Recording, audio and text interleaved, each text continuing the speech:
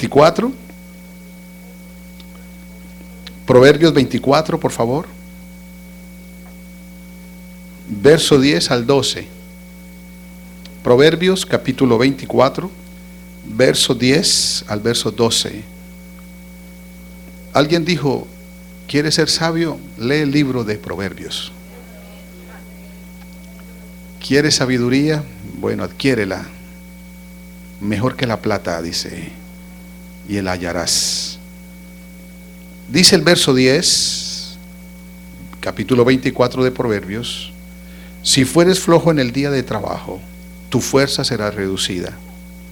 Libra a los que son llevados a la muerte, salva a los que están en peligro de muerte, porque si dijereis: ciertamente no lo supimos, ¿acaso no lo entenderá el que pesa los corazones?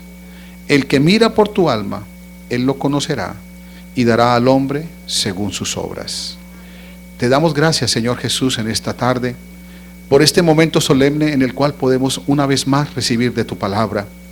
Señor, este día ha sido el día que tú has hecho. Nos estamos gozando en ti. Gracias, Señor Jesús, por la provisión que trae tu palabra y tu espíritu para nuestras almas, porque a través de ellas nos sustentamos y estamos en medio de esta tierra, en medio de esta vida, en medio de este desierto aquí en el mundo, pero confiados en ti, en tus promesas y en tu presencia. Gracias te doy por este pueblo que tiene hambre de ti, Señor. Este pueblo que está aquí buscando más de tu rostro, más de ti.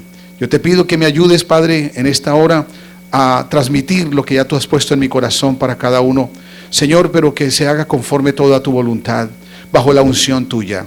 Sí, Señor Jesús, gracias, y en el nombre de Jesús, amén. Siéntense, por favor.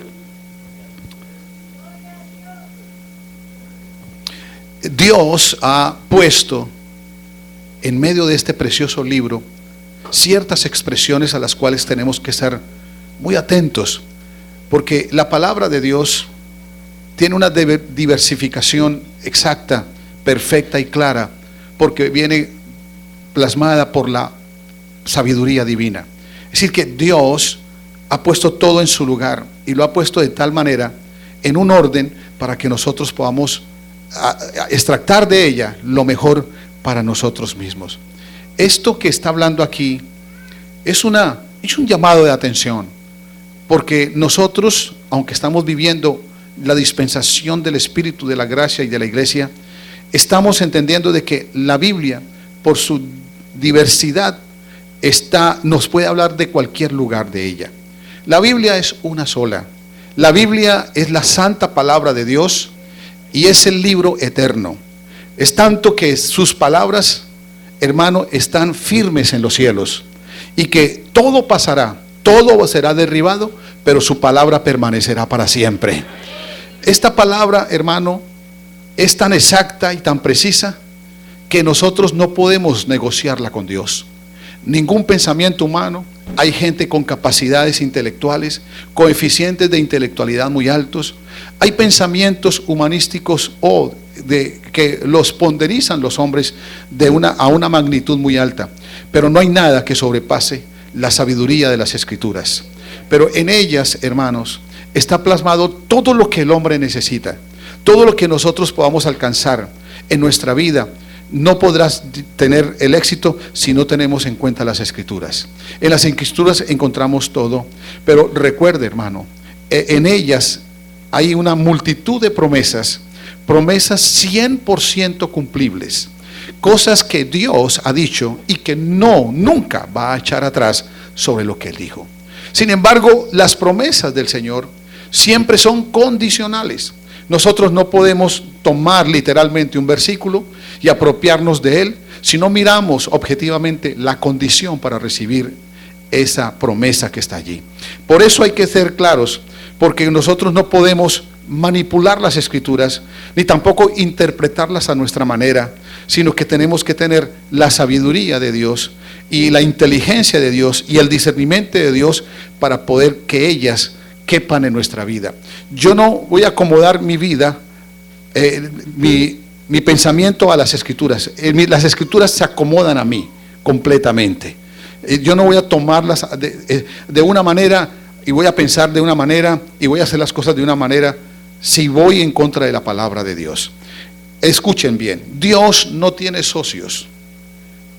Él no tiene socios. Si Él dice algo, hay que hacerlo como Él dice.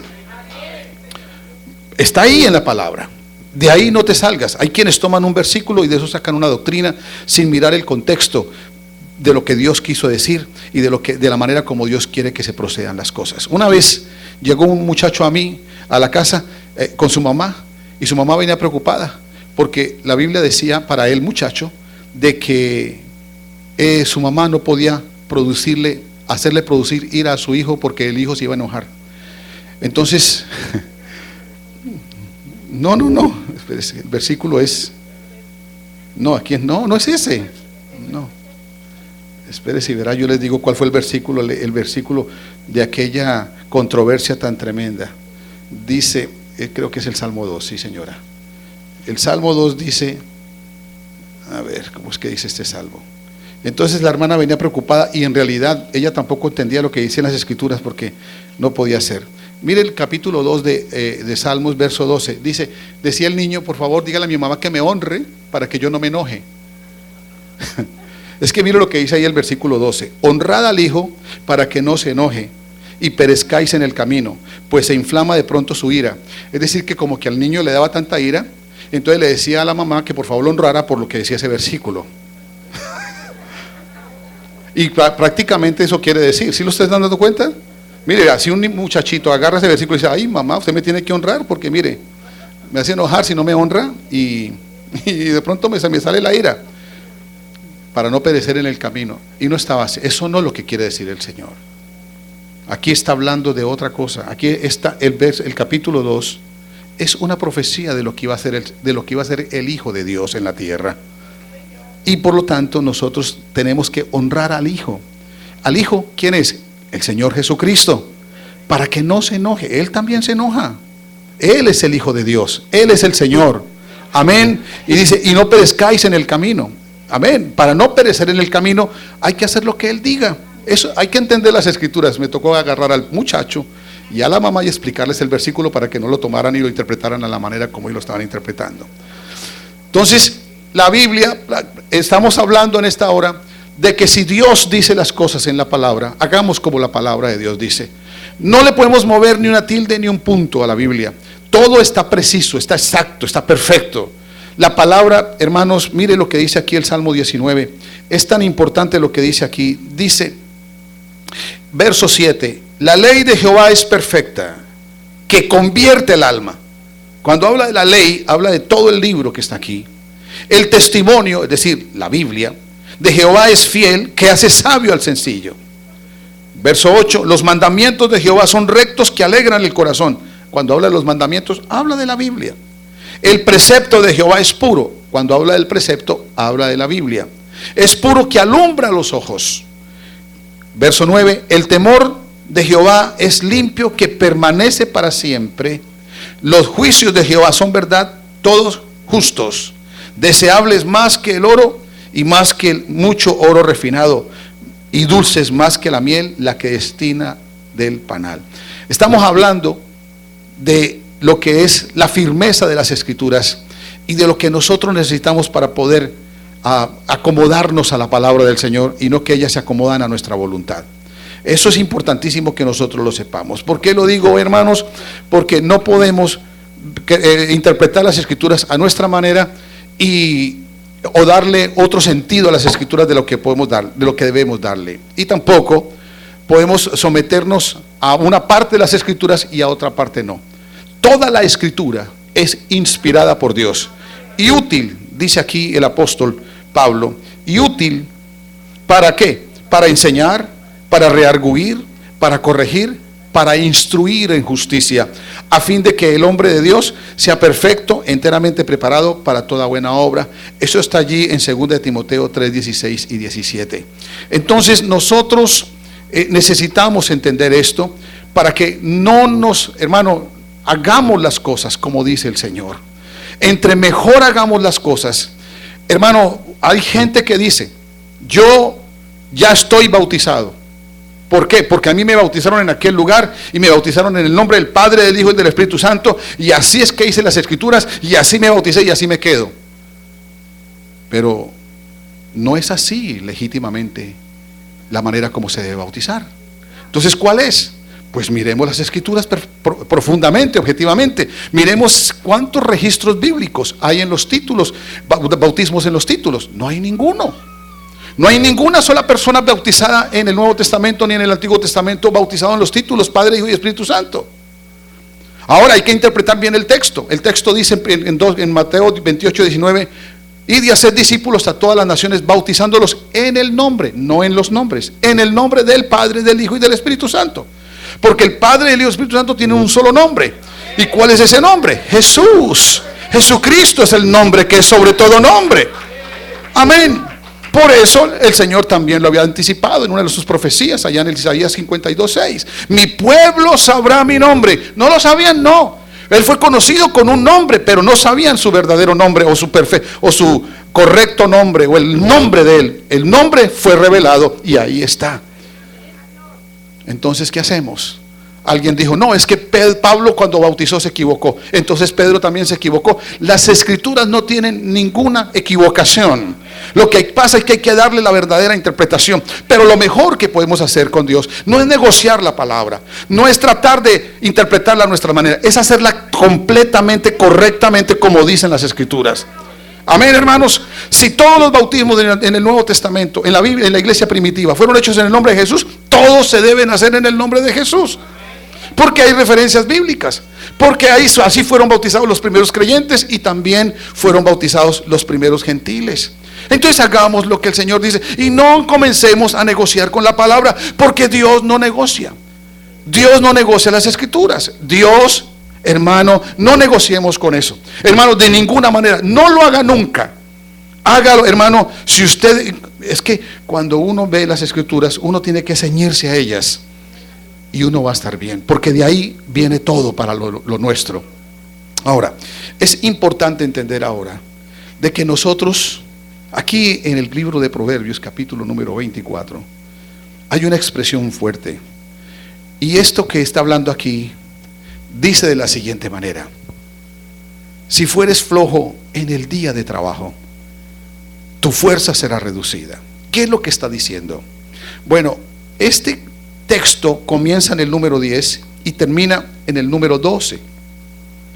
Es un llamado de atención para que nosotros fijemos la tarea a la cual Dios ha puesto a la iglesia en estos tiempos, para que la desarrolle.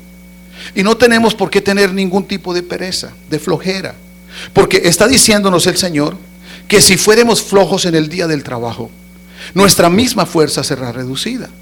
Y claro, las personas que dejan de hacer ejercicio o que dejan de hacer una actividad física, pronto se van a debilitar, sus brazos van a ser más débiles o va a perder la fuerza. Así ocurre en el aspecto espiritual. Si nosotros somos flojos en el día del trabajo, ¿con qué hay que trabajar? Hay que trabajar con las herramientas de Dios. Nosotros tenemos como herramientas de Dios la oración, por ejemplo.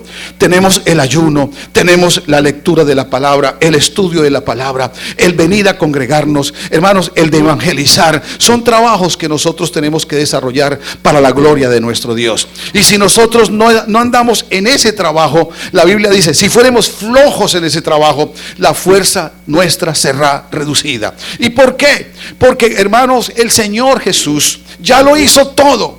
Él no tuvo flojera. Él trabajó cuando debía trabajar. Él hizo todo lo que tenía que hacer y lo hizo, y fue y se sentó en su trono de gloria. Amén. Ahora el trabajo lo tenemos que hacer nosotros. Nosotros tenemos un trabajo. Porque antes, ¿qué trabajo? Continuar lo que el Señor Jesús hizo estando aquí. Hay un trabajo, ese trabajo no ha cesado. Lo que Jesús hizo allá hace 2016 años, hermano, eso lo podemos hacer nosotros también aquí en el siglo XXI. ¿Cómo lo vamos a hacer? Entendiendo eso, hermano. Jesucristo hizo la obra perfecta. Ya todo lo hizo. Todo lo hizo por nosotros. Ahora nosotros tenemos un trabajo, una tarea que hacer. Y aquí dice que si nosotros somos flojos en el día del trabajo, nuestra misma fuerza será reducida. ¿Qué trabajo? Este trabajo, hermanos, de evangelizar. de darle a la gente el evangelio, de darle a conocer las buenas nuevas de salvación, de decirle a la gente que sí hay un Dios, que un Dios que salva, un Dios que liberta, un Dios que sana, un Dios que restaura, un Dios que levanta, un Dios que saca del muladar, un Dios, hermano, que bautiza con el Espíritu Santo, un Dios bueno que le da esperanza al hombre, hermano, un Dios que hace hasta lo imposible, hermano, cuando aquel le cree, alguien le cree. El Señor Jesús es el todo y en todos, y Él, hermano, quiere actuar, pero Él no va a actuar personalmente. Él va a actuar a través de su iglesia, a través de nosotros. Nosotros somos el motor de Dios. Nosotros somos la maquinaria de Dios aquí en la tierra. Nosotros somos los que vamos a producir, aleluya, eso que el cielo espera que produzcamos para que se efectúe la obra de Dios en cada vida. Escuchen esto. Si fueres flojo en el día de trabajo, tu fuerza será reducida. Yo quiero decirles a todos que nosotros en algún momento estuvimos sin fuerzas, estuvimos acabados, estuvimos terminados. Y si no hubiese sido por el Señor, hermano, por la fuerza que Él suministra, por el poder que Él nos da, no estaríamos aquí. Y eso es lo que hizo posible en nosotros, de que nosotros nos levantáramos, la fuerza de Dios. Por eso el apóstol Pablo dice allá en Efesios 6:10, fortaleceos en el Señor y en el poder de su fuerza. Así lo dice el Señor. El apóstol Pablo dice, fortalezcas en Él. Amén, fortaleceos en el Señor y en el poder de su fuerza, porque Él tiene el poder. Jesucristo tiene el poder, y el poder lo tenemos nosotros a través de su palabra y a través de su Espíritu. Hermano, el Espíritu que ha hecho morar en vosotros es un espíritu no de cobardía, es un espíritu de poder, amor y dominio propio. Ese poder lo tenemos nosotros, pero el Señor dice, ustedes tienen ese poder, y por eso todavía permanecen en mis caminos. Por eso no han fracasado. Por eso ustedes están todavía allí vivos, parados, están firmes, están constantes. ¿Por qué? Por mi fuerza, no por la de nosotros mismos. Es por la fuerza del Señor. Porque en algún momento caímos o fallamos o nos debilitamos, pero llegamos al altar y levantamos nuestras manos. Y cuando levantamos nuestras manos, ahí vino esa dotación de poder, hermano, esa dotación de fuerza. Eso, hermano, y créame, cuando usted tenga cierta debilidad, cuando usted sienta que ya no quiere caminar más, cuando usted sienta que como que va a desfallecer, venga al altar, levante sus manos y dígale, Señor, dame de tu fuerza, dame de tu poder. Haga lo que hizo Sansón. Sansón se fue allí a aquellas 2 columnas, se agarró de allí, hizo una oración y el Señor le volvió a dar la fuerza que tenía antes para que él viniera e hiciera una gran obra, para que cumpliera el propósito de Dios. Pero él tuvo que levantar sus manos y hacer una oración. Acuérdese de estas palabras, hermano, porque yo le digo, estamos viviendo en una ciudad muy difícil, en una ciudad donde hay una contraposición para el evangelio, para la vida cristiana. Hermano, nosotros tenemos que entender que hay tanto pseudo evangelio afuera, que hay gente, hermano, que está diciendo son cristianos, pero viven en la misma, sumergidos en la misma cieno inmundo que hay allá afuera. Gente que dice ser cristianos, pero están practicando cosas terribles, hermano, haciendo cosas y no es la verdad. No, el evangelio no es eso. El evangelio es una vida consagrada a Dios, es una vida separada a Dios, es una vida llena del Espíritu Santo en nuestras vidas. Es mostrando el fruto del Espíritu. Y hay tanto, hermano, mire, no solamente es lo que uno escucha y lo que uno ve, es la gran proliferación de doctrinas falsas. Y la gente necesita escuchar la verdad, porque la verdad es la que hace a la gente libre. ¿Me están escuchando? La verdad. ¿Y dónde está la verdad? La verdad está el que tiene a Jesús. ¿Y quién tiene a Jesús? Aquellos que lo hemos recibido como nuestro Señor y nuestro Salvador, y que ya podemos decir, yo no vivo ya, vive Cristo en mí. Y si Cristo vive en tu vida, tú lo has vencido todo. Amén. Está la unción del Santo en ti. Hermano, usted quiere permanecer con la unción en usted, permanezca en el Señor Jesucristo. Lo único que nos garantiza mantener la unción sobre nosotros es únicamente apegados al Señor Jesús. ¿Para qué necesitamos la unción? Para hacer el trabajo que Dios está diciendo. Nosotros necesitamos ir y hacer lo que Jesús hacía. ¿Qué hacía Jesús? Recorría Jesús las ciudades y las aldeas. enseñando en las sinagogas de ellos y predicando el evangelio del reino, sanando toda enfermedad, toda dolencia en el pueblo. Y al ver las multitudes, tuvo compasión de ellas. Pero el Señor no se quedó allí metido en el templo esperando que la gente viniera y le hiciera preguntas. No, Él andaba por las calles, por las ciudades, por las aldeas, a donde iba haciendo el trabajo. Él no fue flojo, Él hizo el trabajo, hermano. Y eso es lo que nosotros necesitamos hacer. Y acá está diciendo el Señor: si fueres flojo, tu fuerza será reducida, porque me vendrás a pedir fuerzas, pero vas a tener muy pocas, porque no estás haciendo el trabajo. El trabajo lo tenemos que hacer.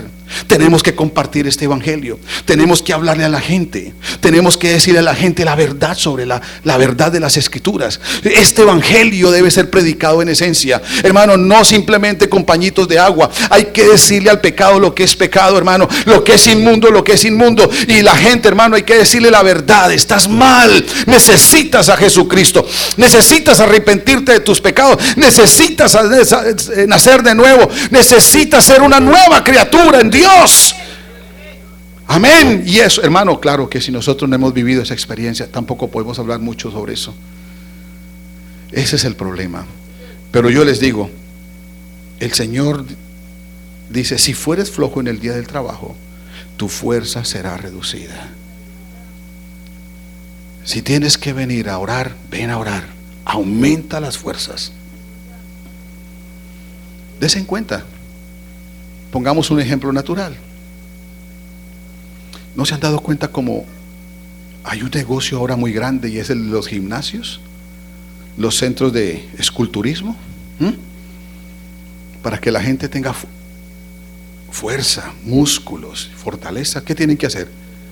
Ir a un gimnasio, ¿verdad? Y si van todos los días, y si van constantemente, y si son fieles, si van constantemente, la fuerza va a llegar. ¿Y de qué fuerza está hablando el Señor? De su poder y de su fuerza. Pero si no venimos a culto, si nos volvemos cadochos, ¿saben qué es cadochos? Cada 8 días. No, y hay algunos peores, son meseros. Cada mes, ¿verdad? No, aquí no hay de esos. No, aquí no hay de esos. Aquí somos de todos los días. Gloria a Dios. Estamos en la presencia del Señor. Amén. Y si piénselo, entre más oremos, más fuerza espiritual tendrás. Entre más leas la Biblia, más sabio vas a ser. ¿Sí o no? Hermano, entre más te congregues, más lleno del Espíritu vas a estar. Claro, eso nos conviene a todos. ¿Para qué? Para que seamos aptos, fuertes para el trabajo. Porque el Señor dice, aquí no es opcional. Aquí dice: libra a los que son llevados a la muerte. Hermanos, pensemos en esto. Pensemos en esto por un instante. Dice libra, es una orden, es algo imperativo. Libra a los que son llevados a la muerte. Salva a los que están en peligro de muerte. ¿Qué es lo que está hablando? Claro que un muerto no puede salvar a otro muerto, ¿verdad? Pero si tú estás vivo, salva a los que están en peligro de muerte. Claro, si nosotros vemos que hay alguien que está por caerse en un precipicio y está ahí, le podemos dar la mano, pues saquémoslo.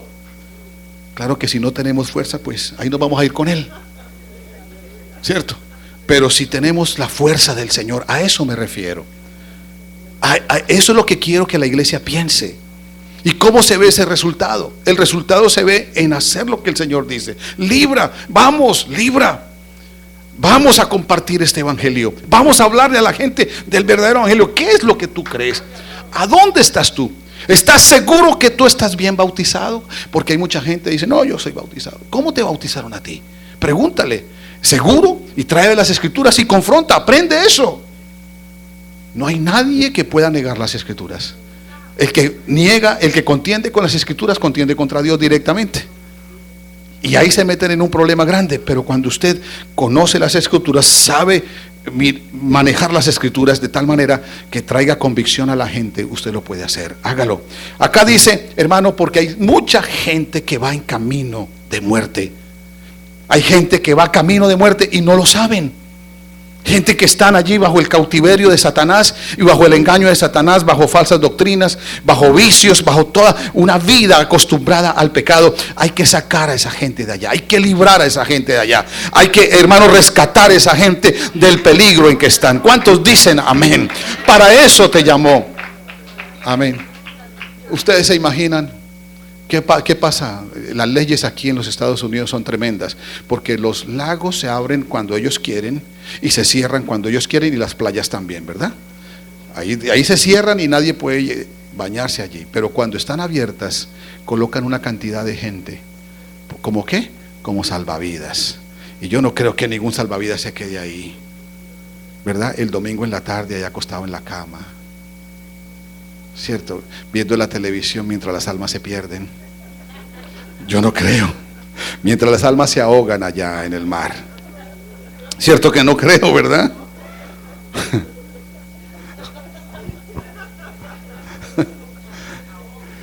Mientras la gente se ahoga y nosotros aquí tranquilos, ahóguese despacio. Ahóguese despacio. Al pasito nomás para que no le duela tanto. No, así no podemos ser. Y ese es el comportamiento de nosotros. Si miramos la gente, si pasan de largo y no sabemos lo que estamos haciendo. Mire lo que dice el verso 12. Porque si dijereis, ciertamente no lo supimos. ¿Cómo que no lo supimos? Ciertamente no lo supimos. Como que en algún momento vamos a dar cuentas. Porque al que nada se le da, nada se le demanda. Pero al que se le ha dado algo, algo se le va a demandar. ¿Verdad que sí? Ahí está hablando el Señor. Dice, porque si dijerais, ciertamente no lo supimos. ¿Cómo así que no supimos? ¿Cómo así que el pastor no me predicó? ¿Cómo así que el pastor no me impulsó? ¿Cómo así que el pastor no me exhortó? Sí, Señor, aquí hay una exhortación en esta tarde, y esa exhortación es para que nos levantemos como un pueblo que conoce la verdad, que conoce a su Señor, que estamos llenos de su fuerza, que estamos llenos del Espíritu Santo, y que lo que queremos es ganar las almas perdidas, que lo que queremos es ir y predicar este evangelio, que lo que queremos es anunciar las buenas nuevas de salvación, que Jesús pagó por nuestros pecados y que Él hace libre a cualquiera. Porque en Él está el poder. Amén. No digamos que no lo supimos. Sí, hermanos, sí lo supimos. ¿Acaso no lo entenderá el que pesa los corazones? Si hay algo transparente delante de Dios, es el corazón de cada uno de nosotros. Transparente. Todo lo que hay en nuestro corazón, el Señor lo ve con lupa, con microscopio. Ahí está todos los pensamientos, todo lo que hay allí emocionalmente, pasionalmente, todo lo que tenemos ahí, Dios lo conoce perfectamente. Él es inengañable bajo esa premisa de conocer el corazón. Él lo conoce y Él dice aquí, dará a cada uno según sus obras. Por eso, hermanos, nosotros, Él que pesa los corazones, Él conoce el peso de mi corazón. ¿Cuánto pesa mi corazón espiritualmente hablando? ¿Cuánto pesa el tuyo? Porque si nuestro corazón debe estar pesado de amor para Dios, y si tu amor y si tu corazón está pesado de amor al Señor, automáticamente tú amas las almas perdidas. Esa es la clave. La clave es amar a Dios y luego amarás a tu prójimo. Cuando tú amas a Dios, no infringes ninguno de los 4 primeros mandamientos. Y cuando tú amas a Dios, no infringes ni tampoco los 6 restantes, porque es amar a tu prójimo como a ti mismo. En esta tarde dice, ¿acaso no lo entenderá el que pesa los corazones? El que mira por tu alma. Él lo conocerá y dará al hombre según sus obras. Esto es vital. No hay nada mejor. Yo les reto a que cada uno piense el gozo que hay cuando un pecador se arrepiente. Ver la iglesia como la vimos esta mañana, con tantas almas nuevas aquí, es un gozo, hermano. Es una alegría, hermano, que una iglesia pueda recibir almas nuevas en cada servicio. Es maravilloso, porque se está cumpliendo el plan de Dios, porque hermano, el cielo es feliz cuando hay almas que se arrepienten, porque hay fiesta en los cielos cuando un pecador se arrepiente, cuando un pecador pasa adelante y le dice al Señor: Señor, aquí está mi vida, no puedo más, ayúdame. El Señor está listo para salvar esa alma. Y algo hemos hecho, hemos puesto nuestro granito de arena, hemos puesto nuestra invitación. Quizás no, hermano, hay veces que nosotros ni siquiera tenemos que hablar mucho, sino que nuestros actos también hablan, porque lo que hablamos va de acuerdo a lo que vivimos, porque hay veces que lo que decimos no va de acuerdo con lo que vivimos, y eso no es así, no es así. Nosotros tenemos que ser coherentes con el mensaje de la palabra de Dios. Tenemos que decirle al Señor: Señor Jesús, yo sé quién eres tú, y yo sé que tú estás en mí, Padre, y que tu Espíritu mora en mí. Hazme útil para tu obra, para que yo salve a los que están en peligro de muerte, para que libre a los que van camino a la muerte, para que no se vayan sin ti. Y yo sea, hermano, yo siento siempre en mi corazón algo cuando una persona es convencida de su pecado y viene al frente. Cuando podemos ganarnos un alma. Es que ganar un alma, hermanos, y aunque sea en grupo, ¿verdad? Pero que uno se encargue de un alma y comience a tratar con ella. Y cuando uno la ve en el agua del bautismo, uno dice: gloria a Dios, qué bueno que pude ser útil para la gloria de Dios con esta alma, con estas personas. Eso es lo que Él quiere, el Señor. El que mira por tu alma, Él lo conocerá y dará a cada uno según sus obras. ¿Por qué? Porque Dios tiene un premio para todos nosotros que estamos haciendo el trabajo de Dios. ¿Cuál es el negocio de Dios? Las almas. Las almas es el propósito de Dios. Es el trabajo, es el negocio de Dios, las almas. Y nosotros, hermanos, voy a finalizar con esto. Recuérdese que el Señor les dijo a sus fariseos hipócritas. ¿Cómo es que dice? Dice capítulo 22 de Mateo. Aquí dice: ay de vosotros, escribas y fariseos hipócritas. Y esto me llama la atención.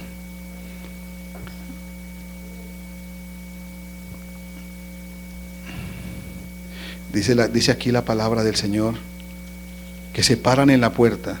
Ay de vosotros, escribas, fariseos hipócritas. Dice: